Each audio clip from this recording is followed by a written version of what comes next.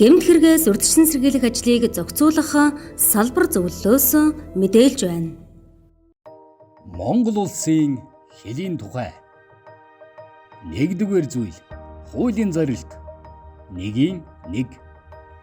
Энэ хуулийн зорилт нь Монгол улсын хэлийн халдшгүй дархан байдлыг хангах зорилгоор хэлийн асуудлаар байгуулсан Монгол улсын олон улсын гэрээг хэрэгжүүлэх, хэлийн болон хэл орчмын дэглэмийг сахиулах, улсын хэлээр зорчигч, тээврийн хэрэгслийг шалган нэвтрүүлэх, улсын хэл хамгаалах байгууллагын тогтолцоо, чиг үүрэг, бүрэн эрх, улсын хэл хамгаалтанд иргэн байгууллагын оролцоог тодорхойлж, хэлийн аюулгүй байдлыг хангахтай холбогдсон бусад харилцааг зохицуулахад оршино.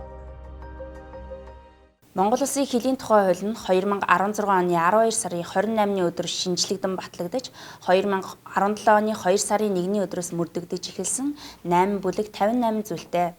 Энэхүү хуулийн зорилт нь улсын хэлийн халдшгүй дархан байдлыг хангах зорилгоор хэлийн асуудлаар байгуулсан Монгол Улсын олон улсын гэрээг хэрэгжүүлэх, хэлийн болон хэл орчмын дэглэмийг сахиулах, улсын хэлээр зорчигч тээврийн хэрэгслийг шалган нэвтрүүлэх, хэл хамгаалах байгууллагын тогтолцоо, чиг үүрэг, бүрэн эрх, улсын хэл хамгаалтад иргэн байгууллагын оролцоог тодорхойлж, улс хэлийн аюулгүй байдлыг хангахад оршино.